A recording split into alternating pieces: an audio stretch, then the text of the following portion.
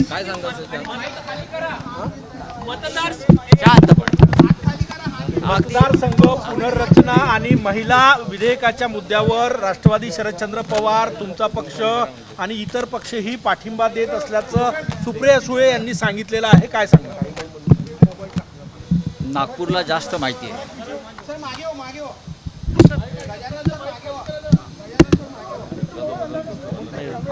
हा सर बोला सर. आज खरं म्हणजे देशापुढला सगळ्यात गंभीर प्रश्न कोणता असेल तर तो नीट परीक्षेच्या पेपरफुटीविरुद्ध 17व्या दिवशी सुरू असलेल्या सोनम वांगचुक यांचा उपोषणाचा.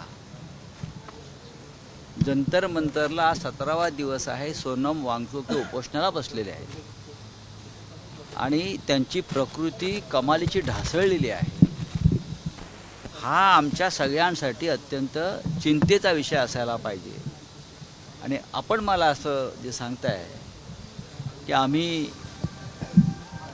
त्या डिलिमिटेशन आणि या बिलाला पाठिंबा देणार आहोत, माननीय शरद पवारांचा पक्ष म्हणजे राष्ट्रवादी काँग्रेस पक्ष, आम्ही हे पूर्णपणे चुकीचं आहे.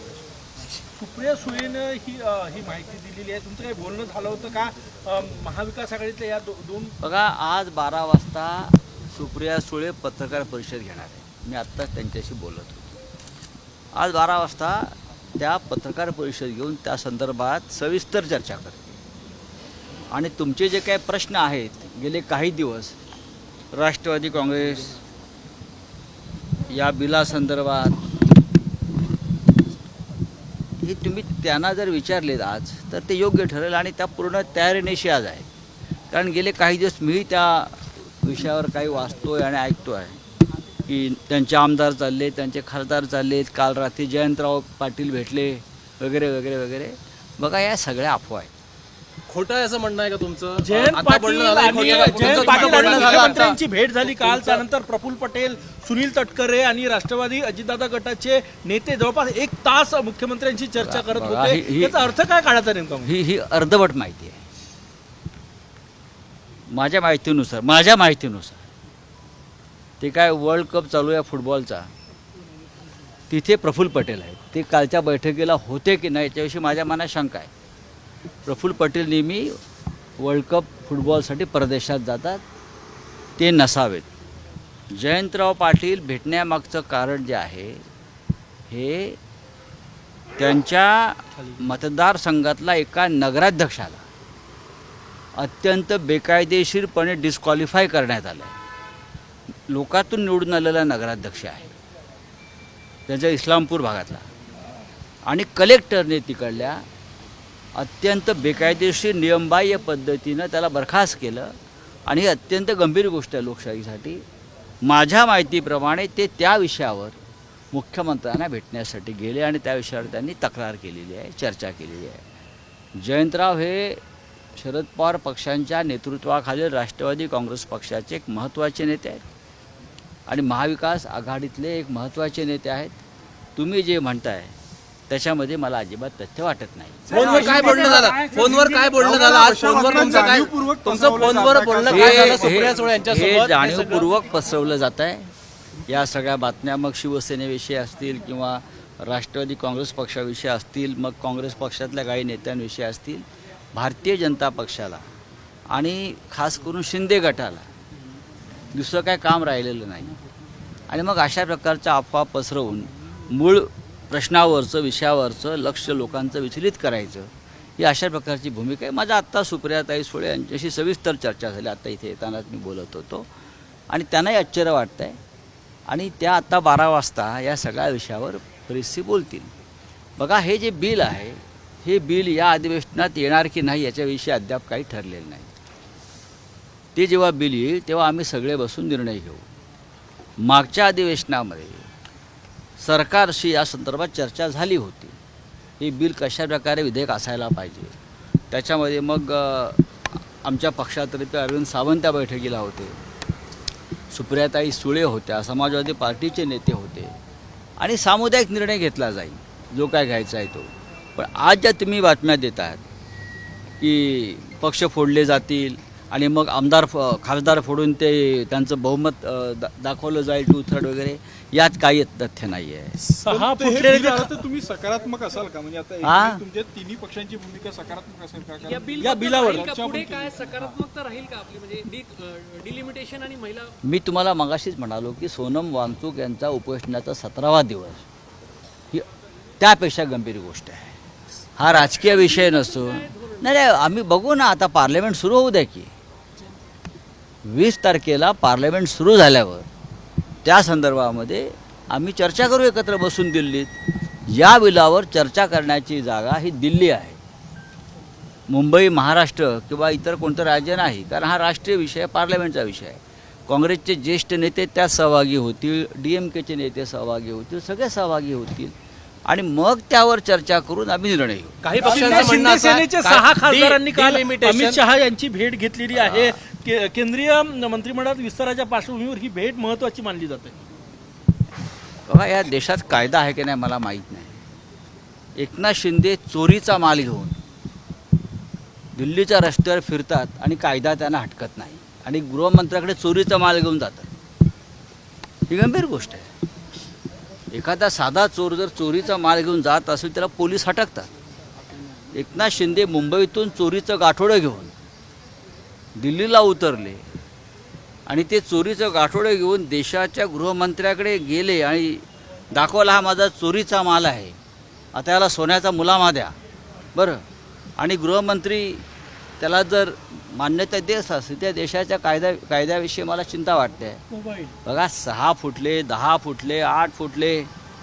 आता ज्यांच्या जीवनामध्ये, ज्यांच्या DNA मध्ये चोरी हाच एक महत्त्वाचा विषय आहे, त्यांच्याविषयी आता काय बोलायचं. फडणवीस म्हटले की डिलिमिटेशन आणि महिला आरक्षण हे 2 वेगळे बिल. वाचून दाखवा. डिलिमिटेशन आणि महिला आरक्षण 2 वेगळे बिल आहेत. 2 वेगळ्या. आता हा विषय संपलेला आहे. उद्धव ठाकरे यांनी वाचून दाखवा 2 पानत्र असं मुख्यमंत्री काल नाही वाचून दाखवणार, काय अडचण आहे. तुम्हाला रामरक्षा येते बरं का. प्रश्न रामरक्षा येते की नाही हा प्रश्न नसून राम मंदिराची दानपेटी चोरीला गेली याच्यावर उत्तर द्या. रामरक्षा म्हणायची, रामरक्षा कशी म्हणायची हे आम्ही बघू. आम्हाला तुम्ही ते सांगू नका. तुम्हाला प्रश्न असा आहे की राम मंदिरात चोरी झाली, 550 कोटीच्या दानपेट्या चोरीला गेल्या, गेल्या 12 वर्षामध्ये जवळजवळ 13,000 कोटींची लूट झाली, हे तुम्हाला मान्य आहे की नाही हा प्रश्न त्यांना विचारल्यावरती ते रामरक्षा तुम्हाला येते की नाही हे काय सांगताय. आम्हाला रामरक्षा येईल की नाही हे आम्ही ते दाखवू तुम्हाला. राम मंदिरातल्या चोरीमध्ये तुमचे लोक सहभागी आहेत, त्याच्यावर तुम्ही बोला. उद्धव ठाकरे यांची सभा ज्या ठिकाणी नियोजित होती तिथे भाजपनं पेंडॉल टाकलेला आहे. मुख्यमंत्री देवेंद्र फडणवीस यांच्या वाढदिवसानिमित्त 22 तारखेला तिथे महायज्ञ आहे, आजपासूनच पेंडॉल टाकलाय. असू द्या, त्यांचा वाढदिवस हा राम मंदिरातल्या चोरीपेक्षा महत्त्वाचा आहे आणि हे मान्य केलं पाहिजे की राम मंदिरातली जी चोरी आहे, रामाची जी प्रतिष्ठा आहे, त्यापेक्षा जर त्यांचा वाढदिवस महत्त्वाचा असेल तर आम्ही पण त्या वाढदिवसात सहभागी होऊ. असं काही नाही. आमची नंबर 1 माननीय उद्धव ठाकरे साहेबांची तिथे सभा अजिबात नाही आहे. आम्ही रामनगरमधल्या राम मंदिरामध्ये रामरक्षेचा कार्यक्रम करू. बाजूला 4 रस्ते आहेत, आम्ही रस्त्यावरचे लोक आहोत, रस्त्यावरती टाकून ना एखादा हे किती मोठा कार्यक्रम आहे तो. फार मोठा कार्यक्रम नाही. काल आमचं राम मंदिराचे जे विश्वस्त आहेत रवी वाघमारे त्यांच्याशी चर्चा झाली आणि साधारण आम्ही कार्यक्रमाचं स्वरूप ठरवलेलं आहे. थोड्या वेळाने आता आमचे इतर सहकारी इथे येतील, त्यानंतर आम्ही अंतिम निर्णय घेऊ. पण देवेंद्र फडणवीस यांचा त्या दिवशी वाढदिवस असेल 22 तारखेला, त्यांची तयारी आतापासून सुरू आहे. मोठा माणूस आहे या देशातला. उद्धवजींची सभा रस्त्यावर होणार आहे का? राऊत साहेब ते रस्त्यावर कार्यक्रम आहे तर भाषण रस्त्यावर होईल का? कार्यक्रम रस्त्यावर होईल. कुठे करू आम्ही? प्रभू श्रीरामाला ह्या लोकांनी रस्त्यावरच आणलं आहे ना चोरी करून. प्रभू श्रीरामाची यांनी वस्त्र चोरली, अलंकार चोरले, हा सीतामाईचं मंगळसूत्र चोरलं, कर्णफुलं चोरली, नथ चोरली सीतामाईच्या लोकांनी. काय ठेवलं याने? हिंदुत्व रस्त्यावरच आणलंय की. सर कल आप मंदिर गए थे, ट्रस्टियों से क्या बातचीत हुई? उन्होंने कुछ कंडीशंस रखे थे? नहीं, कोई कंडीशन नहीं है. राम रक्षा हनुमान चालीसा पढ़ने में क्या कंडीशन हो सकती है? कोई कंडीशन नहीं है। हम लोग जाएंगे, उद्धव जी 18 तारीख को यहाँ आएंगे, 4:30 बजे हम मंदिर में जाएंगे। मंदिर के बाहर एक छोटा सा हम एक मंच बनाएंगे। अगर लोग वहाँ आते हैं बड़ी संख्या में तो हम वहाँ उनको संबोधित करेंगे उद्धव जी, और हमारा कार्यक्रम पूरा हो जाएगा। याच्या बाबतीतल्या सगळ्या परवानग्या झाल्या का राऊत साहेब? परवानगी आपके पास गलत इन्फॉर्मेशन है। जयंतराव पाटिल कल रात को सीएम साहब से मिले हैं, वो अलग विषय है। उनका जो चुनाव क्षेत्र से एक जो नगराध्यक्ष है पब्लिक इलेक्टेड, उनको वहाँ के कलेक्टर ने डिस्क्वालीफाई किया है गैर कानूनी तरीके से। उस बारे में अपनी बात लेकर जयंतराव पाटिल कल रात को सीएम साहब से मिले हैं, ये मेरी जानकारी है और कुछ नहीं। फिर से लाने के बारे में सोच अगर सरकार वापस वो बिल लाती है तो पूरा अपोजिशन इकट्ठा होकर उनको विरोध करेंगे।